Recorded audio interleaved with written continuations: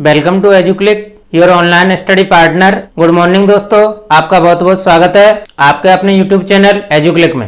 पिछली क्लास में कल हमने आपको बताया था महाजनपदों के बारे में कि महाजनपद 16 थे। उससे आगे आज हम चर्चा करेंगे इस क्लास में मौर्य वंश की स्थापना और मौर्य वंश के प्रमुख शासकों के बारे में। इतिहास के इस चैप्टर में जैसा कि 10th बोर्ड 2020 में अब की बार जो क्वेश्चन आया उसमें आया था मौर्य वंश की स्थापना किसने की। ये क्वेश्चन आया था 1 अंक का। इसके अलावा दूसरा क्वेश्चन आता है, ये पहला क्वेश्चन था, पेपर का पहला ही क्वेश्चन था। दूसरा क्वेश्चन इस चैप्टर से जो आता है वो 20 या 21वें नंबर का आता है, जो 4 अंक का निर्धारित होता है।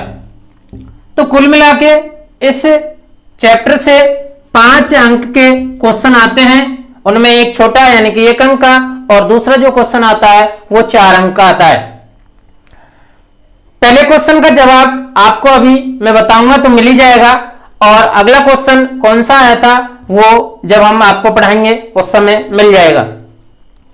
मौर्य वंश की स्थापना में सबसे पहले हम पढ़ेंगे कि हमने जो 16 महाजनपद पढ़े, इन 16 महाजनपदों में एक जनपद था मगध महाजनपद। इस मगध महाजनपद का कालांतर में एक साम्राज्य के रूप में उदय हुआ और धीरे धीरे मगध साम्राज्य पूरे उत्तर भारत में अपना आधिपत्य स्थापित करने में सफल हुआ। यानी कि पूरे उत्तरी भारत में मगध साम्राज्य का अधिकार हो गया। अब बात आती है मौर्य वंश की स्थापना। तो मौर्य वंश की स्थापना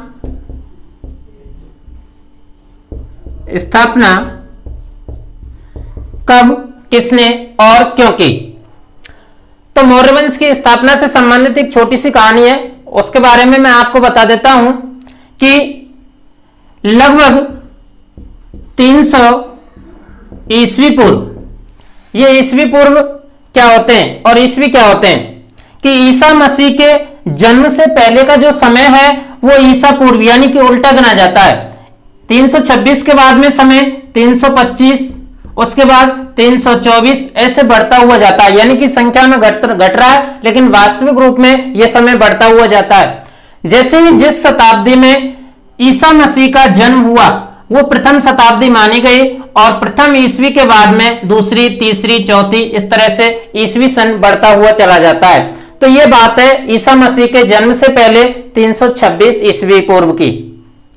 326 ईस्वी पूर्व में मगध जो साम्राज्य था इस पर शासन था एक नंद वंश के शासक, नंद वंश का शासक घनानंद।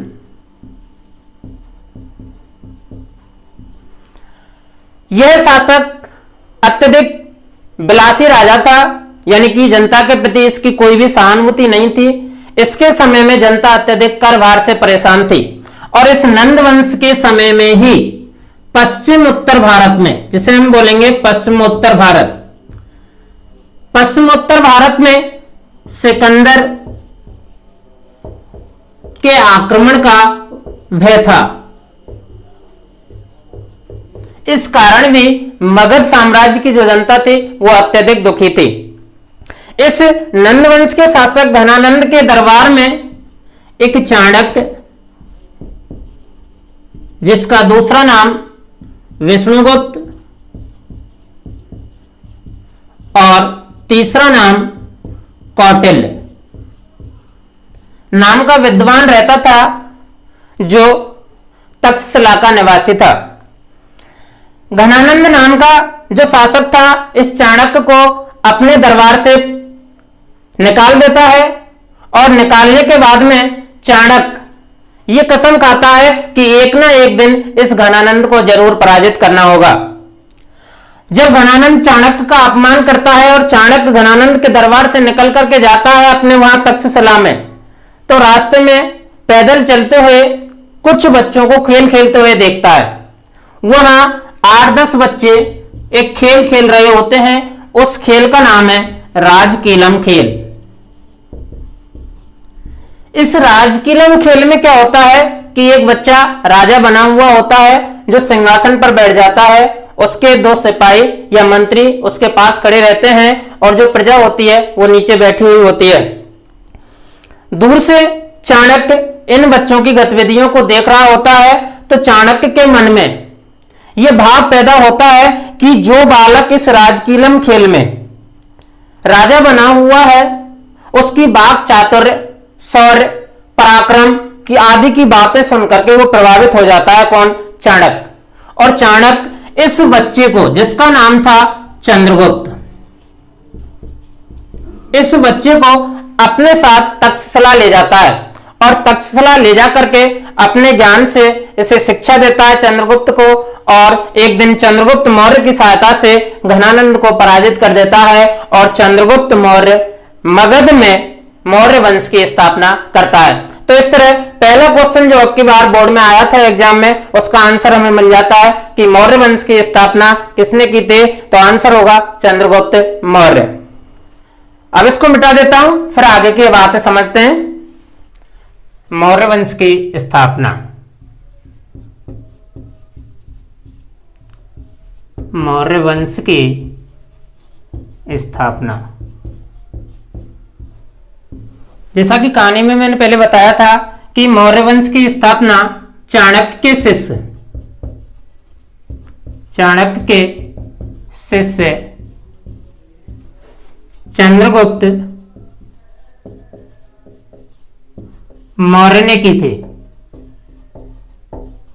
यानी कि चंद्रगुप्त मौर्य का गुरु कौन हुआ? चाणक्य, जिसका दूसरा नाम विष्णुगुप्त और तीसरा नाम है कौटिल्य। चंद्रगुप्त मौर्य ने अंतिम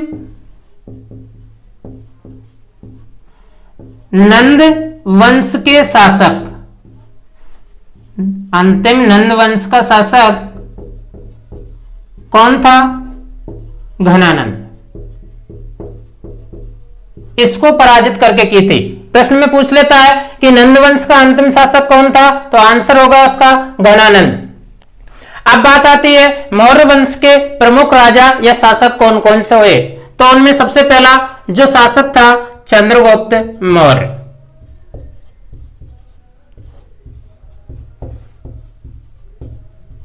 इसका जो शासनकाल था वो था 322 ईसा पूर्व से लेकर के 298 ईस्वी पूर्व तक। चंद्रगुप्त मौर्य 25 वर्ष की आयु में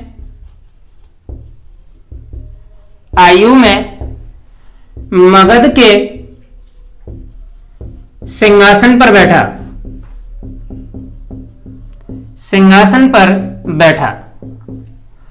चंद्रगुप्त मौर्य ने 305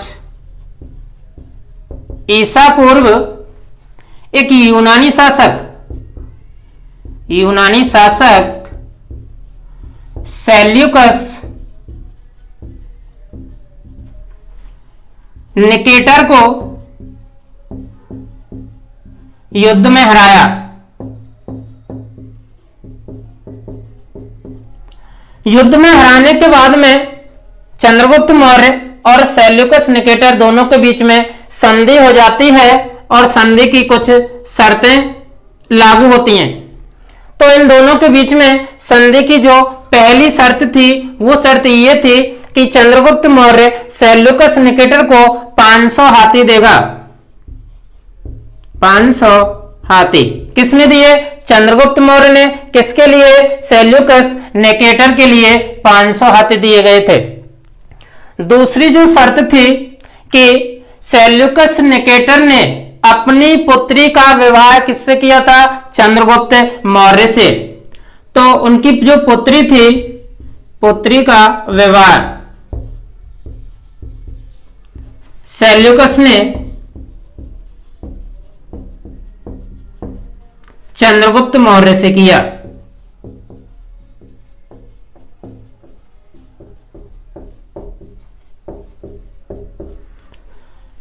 पुत्री का नाम था हेलेना। अगली शर्त थी कि सेल्यूकस निकेटर के जितने भी प्रदेश थे, जैसे कि अफगानिस्तान, बलूचिस्तान,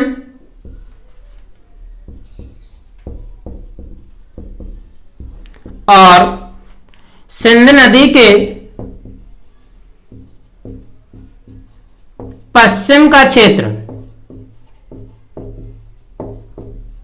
इन सब पर चंद्रगुप्त मौर्य का अधिकार हो गया। यानी कि इन प्रदेशों को, अफगानिस्तान, बलूचिस्तान और सिंध नदी के पश्चिम वाले क्षेत्र को चंद्रगुप्त मौर्य ने अपने मगध साम्राज्य में मिला लिया। चौथी शर्त यह थी कि सेल्यूकस निकेटर ने चंद्रगुप्त मौर्य के दरबार में अपना एक राजदूत नियुक्त किया, जिसका नाम था मेगस्थनीज।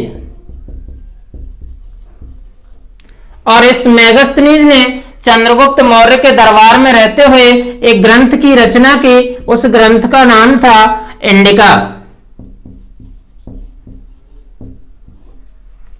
इसके बाद में चंद्रगुप्त मौर्य का जो साम्राज्य है वो विस्तृत होता चला जाता है और चंद्रगुप्त मौर्य के साम्राज्य में काबुल, कांधार, हेरात, बिहार, कश्मीर आदि क्षेत्र सम्मिलित हो जाते हैं। तमिल ग्रंथ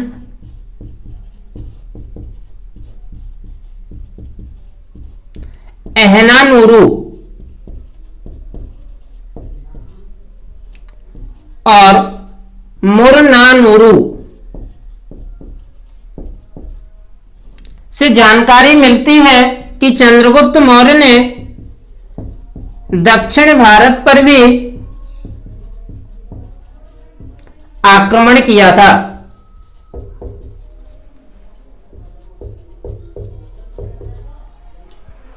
यहां तक एक बार दोबारा देखें कि चंद्रगुप्त मौर्य का जो शासनकाल है वो 322 से 298 ईस्वी पूर्व था। चंद्रगुप्त मौर्य ने 25 वर्ष की आयु में मगध के सिंहासन पर अपना अधिकार किया था। चंद्रगुप्त मौर्य ने 305 ईस्वी पूर्व, उस समय जो यूनानी शासक था सेल्यूकस निकेटर को युद्ध में हराया था। और युद्ध में जो संधि हुई थी उस संधि की कुछ शर्तें थी, जैसे कि चंद्रगुप्त मौर्य ने सेल्यूकस निकेटर को 500 हाथी दिए थे। बदले में सेल्यूकस निकेटर ने चंद्रगुप्त मौर्य के लिए अफगानिस्तान, बलूचिस्तान व सिंध नदी के पश्चिम का क्षेत्र दिया था और अपनी पुत्री हेलेना का विवाह चंद्रगुप्त मौर्य से किया था। इसके बाद सेल्यूकस ने अपना एक राजदूत जिसका नाम था मेगस्थनीज, उसे चंद्रगुप्त मौर्य के दरबार में नियुक्त किया। वहां रहकर मेगस्थनीज ने ग्रंथ इंडिका की रचना की। तमिल ग्रंथ एनानूरू और मुन्नानूरू से विदित होता है कि चंद्रगुप्त मौर्य ने दक्षिण भारत पर भी आक्रमण किया था। इसके बाद में चंद्रगुप्त मौर्य ने अपने जीवन के अंतिम दिनों में चंद्रगुप्त मौर्य ने वृद्धावस्था में यानी कि जीवन के अंतिम दिनों में भद्रबाहु की प्रेरणा से जैन धर्म स्वीकार कर लिया। प्रश्न यह बनता है कि चंद्रगुप्त मौर्य ने बाद में किस धर्म को स्वीकार किया, तो आंसर होगा जैन धर्म। और किस गुरु की सहायता से, तो इसका आंसर होगा भद्रबाहु। इसके पश्चात 298 ईस्वी पूर्व 298 ईस्वी पूर्व श्रवण बेलगोला कर्नाटक में चंद्रगुप्त मौर्य की मृत्यु हो जाती है। और मृत्यु के बाद में इनका पुत्र और उत्तराधिकारी जो बनता है उसका नाम है बिंदुसार। अब हम पढ़ेंगे बिंदुसार के बारे में। यहां तक अभी आपको समझ में आ गया होगा चंद्रगुप्त मौर्य। इसके बाद मैं इसको मिटा देता हूं और आगे पढ़ेंगे बिंदुसार। चंद्रगुप्त मौर्य के बाद में इनका पुत्र उत्तराधिकारी बिंदुसार शासक बनता है, जिसका शासनकाल रहता है 298 ईस्वी पूर्व से लेकर के 272 ईस्वी पूर्व तक। बिंदुसार को यूनानी शासकों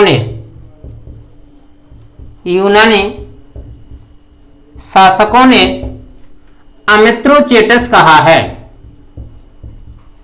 अमित्रोचेटस कहा है। बिंदुसार को वायु पुराण में एक ग्रंथ है वायु पुराण, जिसमें इन्हें भद्रसार कहा गया है, और जैन ग्रंथों में बिंदुसार को सिंहसेन की उपाधि दी गई है। बिंदुसार के समय तक्षशिला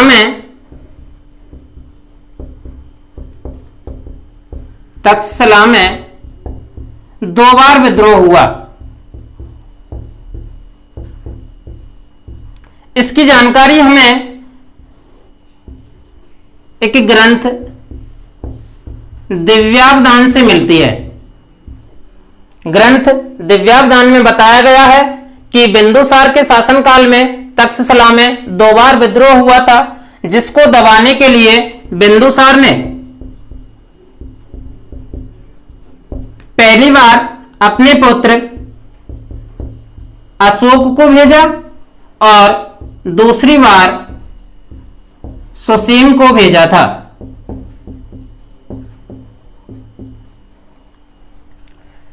बिंदुसार के समय में मिस्र का शासक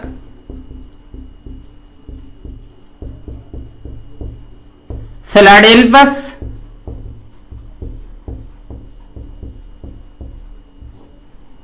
और यूनान का शासक एंटीयोकस था।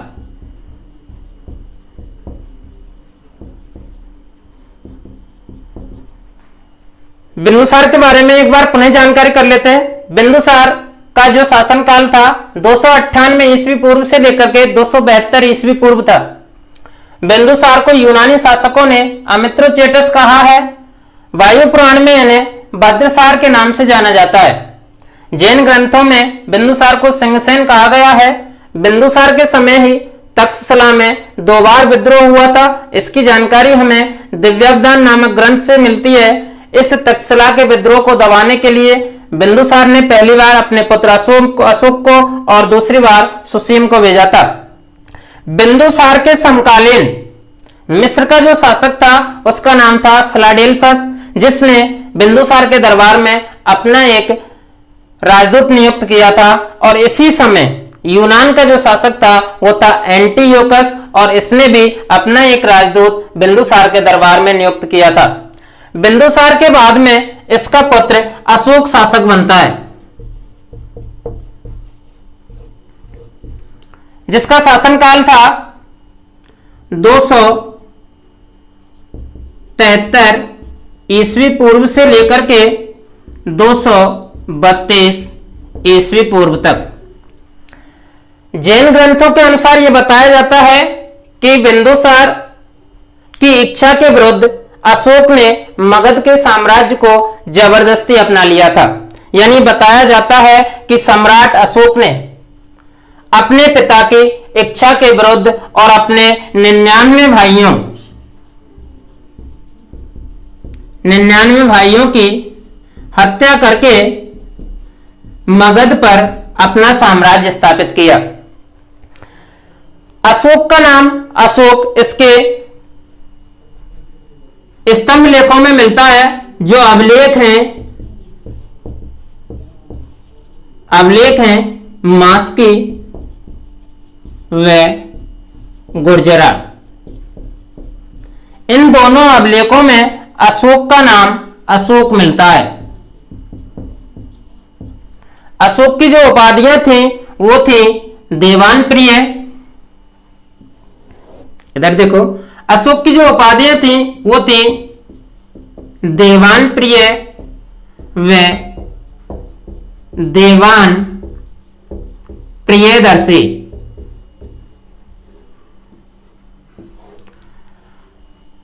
अशोक ने अपने शासन या राज्याभिषेक के 8वें वर्ष का मतलब क्या हुआ कि अशोक का राज्याभिषेक हुआ था 273 ईस्वी पूर्व में। अब ईस्वी पूर्व में समय वापस चलता है तो 273 से 8वें वर्ष कितना हुआ, 261 ईस्वी पूर्व में अपने जीवन का एक भयंकर युद्ध लड़ा, जिस युद्ध का नाम था कलिंग का युद्ध। तो यहां प्रश्न बनता है कि कलिंग का युद्ध अशोक द्वारा कब लड़ा गया था, 261 ईस्वी पूर्व में, और यह कलिंग वर्तमान उड़ीसा में पड़ता है। कलिंग के युद्ध के समय यानी कि अशोक ने जब कलिंग का युद्ध लड़ा तो इस समय कलिंग का शासक था नंदराज। इसकी जानकारी हमें कि कलिंग का शासक कौन था अशोक के कलिंग युद्ध के समय, इसकी जानकारी हमें हाथी गुफा या कहीं कहीं हाथी गुम्फा भी लिखा मिलता है। इस अभिलेख से जानकारी मिलती है कि अशोक ने 261 ईस्वी पूर्व कलिंग का युद्ध लड़ा था। उस समय कलिंग का राजा नंदराज था। इस कलिंग के युद्ध में लगभग 1 लाख लोग मारे गए। इस भयंकर नरसंहार को देख करके अशोक ने रण घोष के बजाय धम्म घोष का नारा दिया।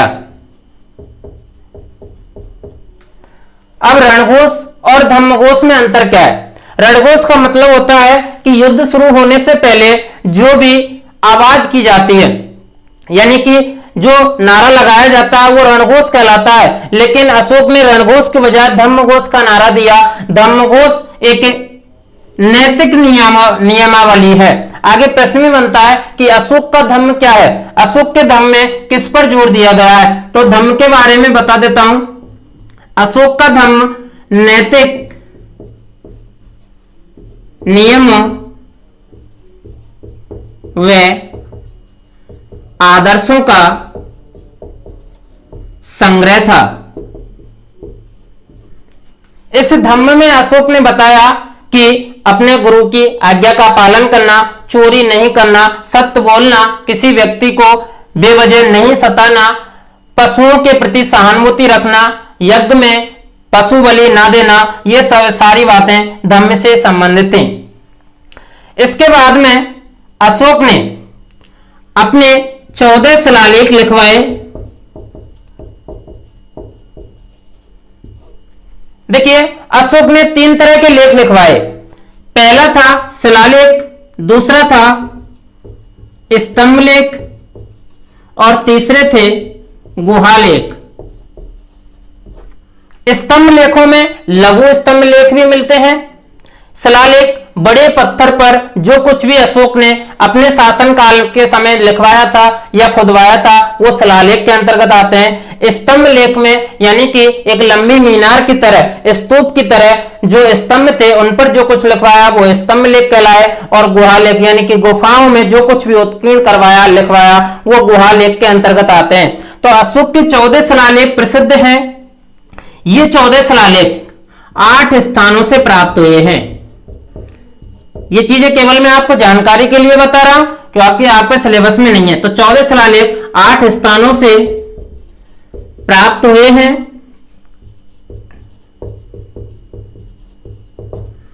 अशोक ने अपनी नैतिक उन्नति के लिए जिन नियमों का प्रतिपादन किया वो सब धर्म के अंतर्गत सम्मिलित किया जाता है। अशोक का एक शिलालेख, देखो यहां से आगे थोड़ा इधर ले लेता हूं, मैं मिटा देता हूं। अशोक ने अपना एक गुहालेख भाब्रू शिलालेख, भाब्रू शिलालेख की खोज 1837 में कैप्टन वर्ट ने की थी और यह भाब्रू शिलालेख जयपुर में बैराट से प्राप्त हुआ था। प्राप्त होने के बाद में भाब्रू शिलालेख पर अशोक ने लिखवाया था कि मैं बौद्ध संघ और धम्म में विश्वास करता हूं। यानी कि भाब्रू शिलालेख में ये तीनों बातें अशोक ने उत्कीर्ण करवाई थी। इन तीनों बातों को ही अशोक के बुद्ध से संबंधित त्रिरत्न कहा जाता है। क्वेश्चन आ जाता है कि अशोक का त्रिरत्न, बुद्ध से संबंधित त्रिरत्न कौन कौन से हैं? तो बुद्ध, संघ और धम्म, ये बुद्ध के, अशोक के बुद्ध धर्म से संबंधित त्रिरत्नों में शामिल है। अशोक ने अपने जीवन में निग्रोध व उपगुप्त की प्रेरणा से बौद्ध धर्म को अपनाया था।